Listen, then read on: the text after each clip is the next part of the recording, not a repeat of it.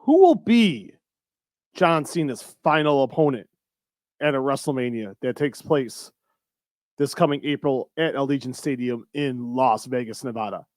Plenty of options for the guy that the WWE calls the greatest of all time. Could it be a world title match? Could it be against a couple rivals? Maybe someone he's never stepped inside the ring with before at a major event. This is Steven Milhausen. Walkway to Fight Club. It is beautiful on this Thursday evening. John Cena did announce that he will be stepping away from the ring at the end of 2025. He's got one more big show, the Showcase of the Immortals. Who will be that foe? Let's break it down here. To me, it's only 5 people. There's no more than that. Let's jump right into it. My choice for number 5, The Rock. And this is why. Let's face it. The Rock put John Cena on the map. John Cena was a star, the biggest attraction in the history of the WWE. One of the biggest. The biggest at that time. The reign of Cena had been going on since WrestleMania 21 when he beat JBL. But he had gone through, he went through Triple H. He beat Shawn Michaels. He did some 3-ways. He had a feud with Orton, a feud with Edge. I think really the CM Punk rivalry was really kind of where John started really getting a little bit of more of a bigger buzz, a little more respect. And then when he had the 2-match series with The Rock, WrestleMania 27, special guest referee, he cost Cena against The Miz. And then they faced off at WrestleMania 28 with, shockingly, I know at the time, I was shocked when The Rock got the pin, but they followed up the following year and Cena got the win back. It was a passing of the torch moment. They got on top of the stage at MetLife Stadium. The Rock raised his hand, gave him the little passing the baton to you. At the two of the biggest buy rates in the history of WrestleMania were those 2 matches. Trumped, no pun intended here, by WrestleMania 23, which did highlight Donald Trump being in a significant role as he and Bobby Lashley were against Umaga and Vince McMahon, with Bobby Lashley getting the pin, Stone Cold Steve Austin, Bobby Lashley, and Donald Trump shaving the head of one Vince McMahon. And that is probably the only time you'll hear Vince McMahon on this podcast today. Maybe. We'll see.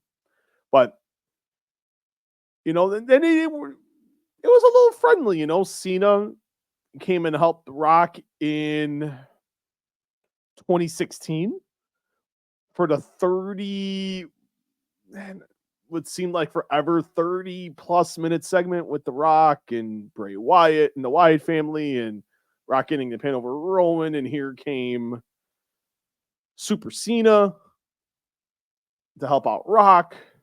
So that WrestleMania featured the return of one Shane McMahon.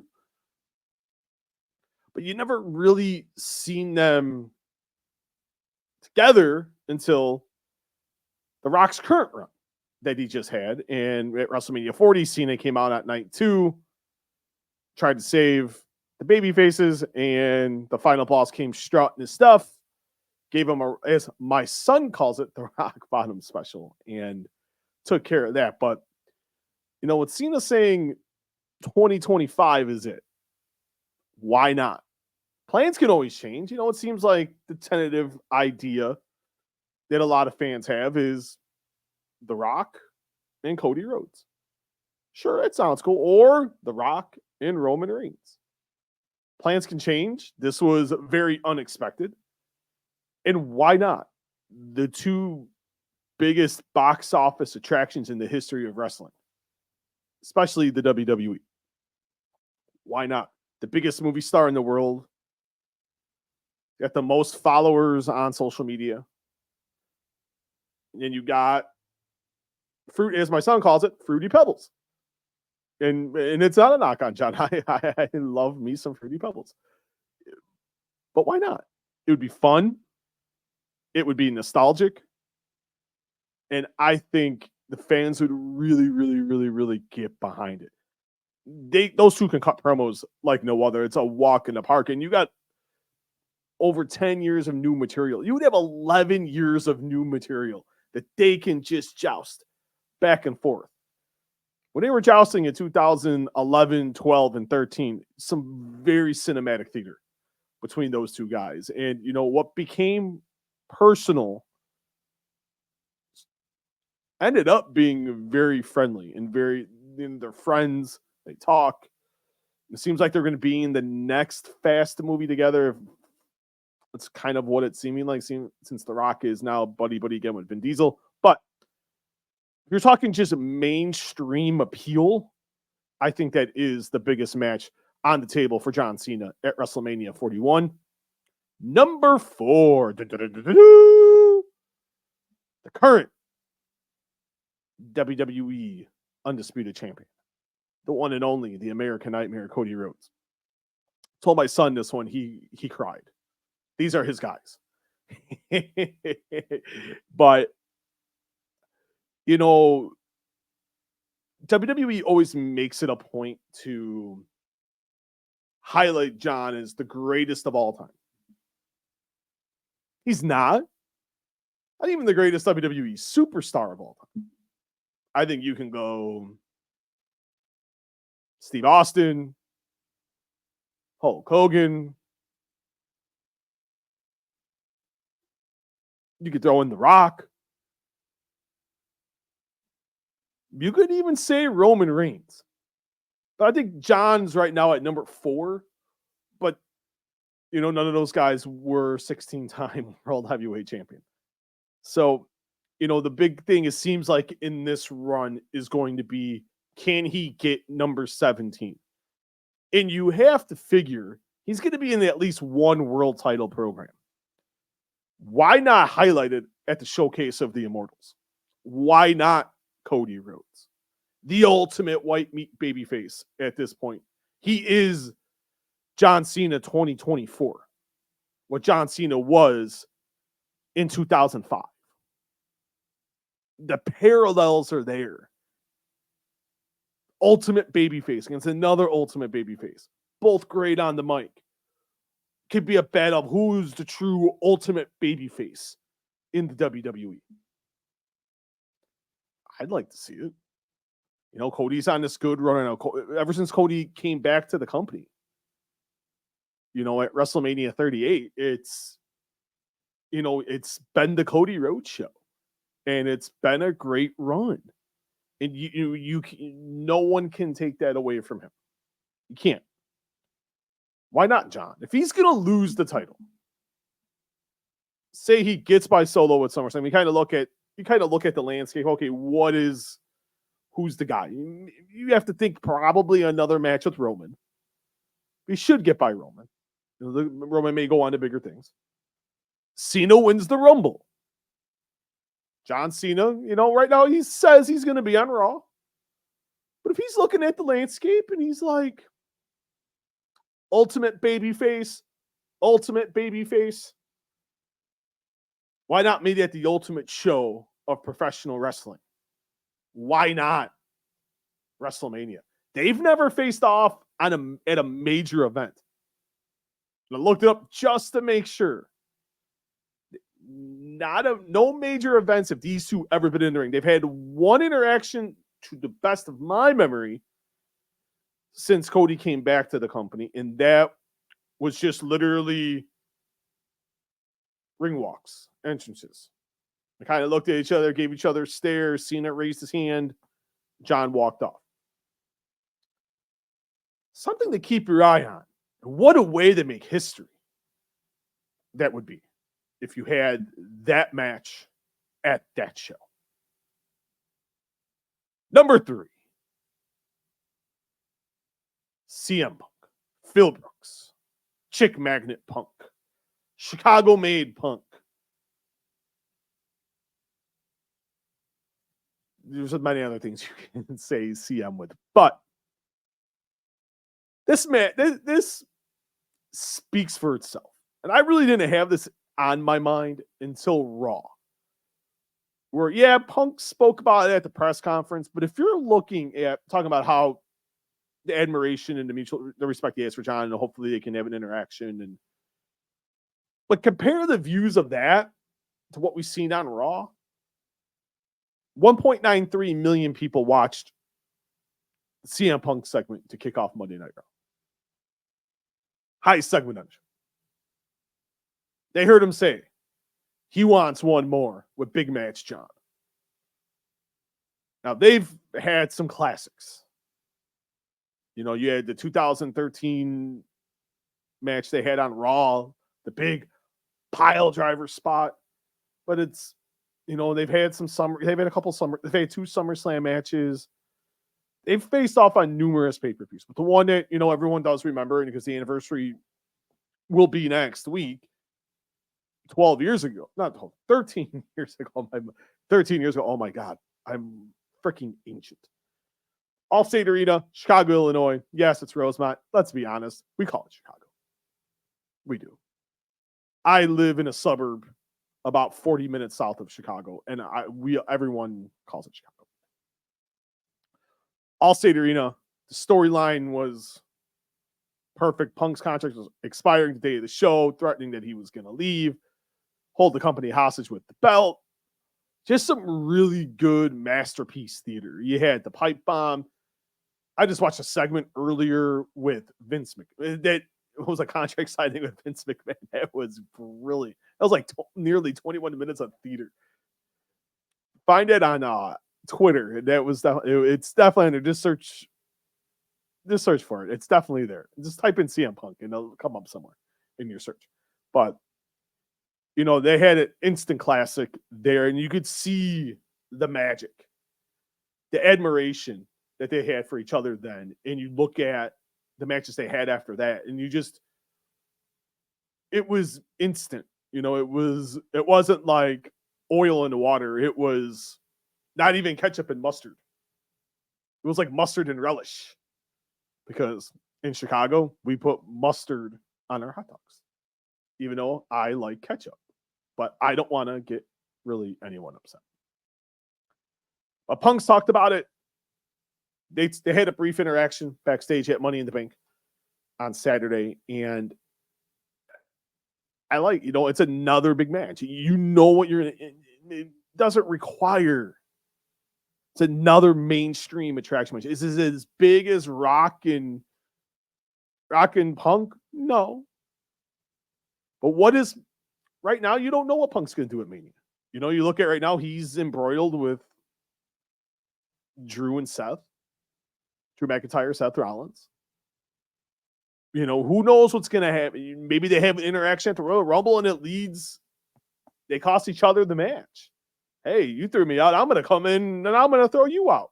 There you go. Program set. There we go. Who's the best in the 2010s?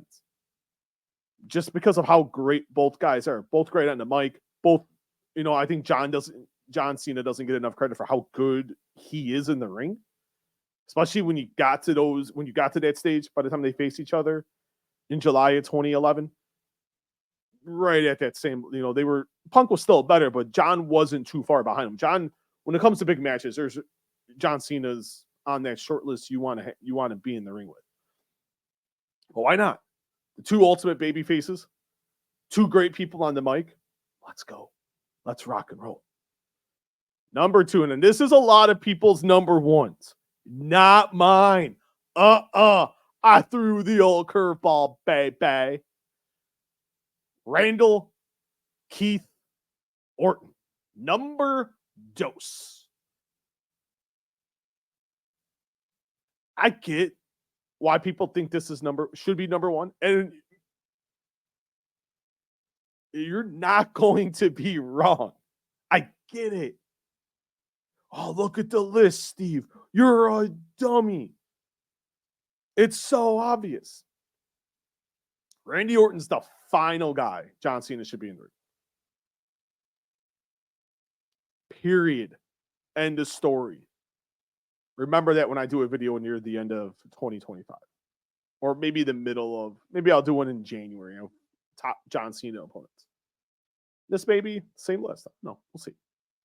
But you look at all the big matches. They only faced off at one WrestleMania, and that was WrestleMania 24. It was a three-way. Orton retained the title. John had just come back from a torn pec, made a surprise return into the 2008 Royal Rumble, came in at number 30, eliminated Triple H to win the match. One of the loudest pops I had ever heard at Madison Square Garden. And I remember talking to Jim Ross a few years back, and Jim told me the same thing. Like, it was so deafening. It was on par with the Triple H return in January of 2002. But they've squared off so many times. OVW, SmackDowns, Raws, house shows, pay-per-views. These two have probably had, God, if they haven't had close to 1,000 matches with each other, I would be very surprised. And combining all of that together, not going back to the OVW days, in dark matches on before Raw and SmackDowns, and I would love to know the math on that, because to me it seems like 1,000 from 2000 until John. Oh God, when did John walk away full time? He had one. What was it? 2018 was kind of really winding it. 2019 in New Orleans. That's when he really started to wind it down. Was it, or 2018?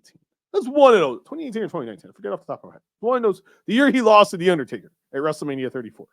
That was like, then you really saw a lot less of John. Yes, 2018. WrestleMania 34. Because WrestleMania 35 was 2019 at MetLife Stadium. But this is the guy for the final match. The final WrestleMania.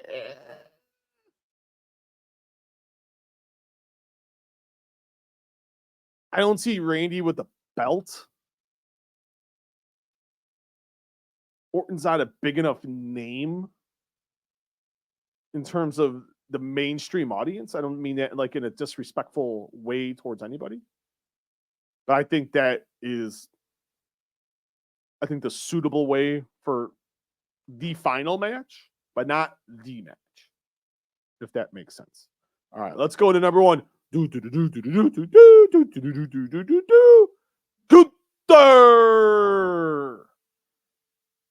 Guys are gonna look at me like, what the heck? Why? This is so, like, it didn't take me, it clicked in my mind as I'm watching Raw. And it showed the awesome bumper for Gunther and Damian Priest at SummerSlam.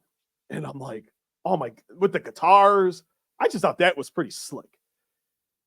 And I'm looking at it and I'm like, and then that beautiful highlight package of Gunther. Like, if I'm never watching, I've never watched Monday Night Raw. And I'm flicking through my Hulu. And I see Gunther. And I'm like, that dude's a badass. Let's go. That's the guy. That is the guy for the show of shows. And this is why. Look at the size of him. Look at him. He hurts you. Look at after one chop, look at his opponent's chest. There ain't no one that's a better seller than John Cena. John's not going to have to do much. John can just sell. Gunther could take 85% of the match. John won't have to do much. John will, because it's John. And it's his final WrestleMania. And he knows. He wants to go out. He's a very prideful guy. But, That's the jam to the jelly. You want to give him the record, and I think they should. I'll state it on record. With all the baggage Ric Flair brings, this is the guy. He doesn't get in trouble. He's not going to go get naked and make lewd comments. He's not going to do stuff on airplanes. He's not going to get divorced 17 times. He's pretty squeaky clean. He's the hefty. I bought hefty garbage bags because my son saw a commercial and said, Dad, we got to buy those because John Cena is awesome. I don't know about John. John's a good guy. I'm not going to say John Cena's not awesome. But thinking of my oldest child. It has to be good. The ultimate heel. Being snarky and slimy. Just the way he's so condescending. And then you got the red, ultimate white meat baby face in John Cena. Absorbing the punch, getting beaten down week after week. Getting verbally beridden week after week. That's all you need. You get to the match. Ding, ding. 85%. We can be generous and say 75, maybe 80. When John makes that Herculean comeback, a couple 5-knuckle shuffles, maybe a couple attitude adjustments.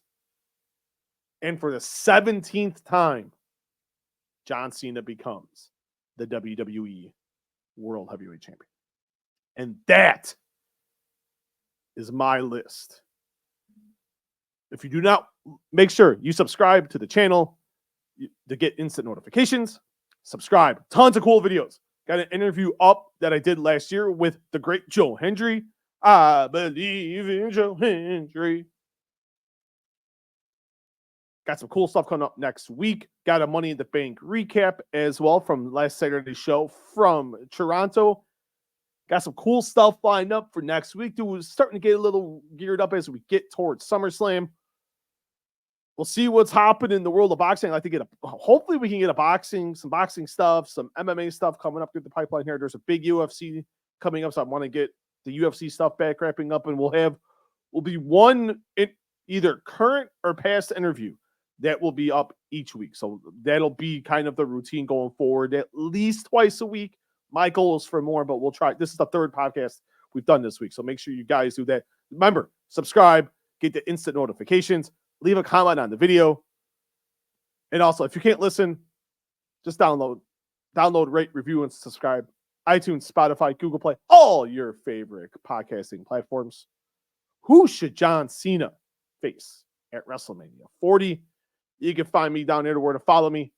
S. Milhouse and JR. That's where you can find me on Twitter and Instagram. Take out the JR, not Instagram, Twitter and TikTok. Take out the JR. You can find me at S. Milhausen on Instagram. Thank you so much. You guys have a good rest of the day, and I'll talk to you guys next time. Mwah.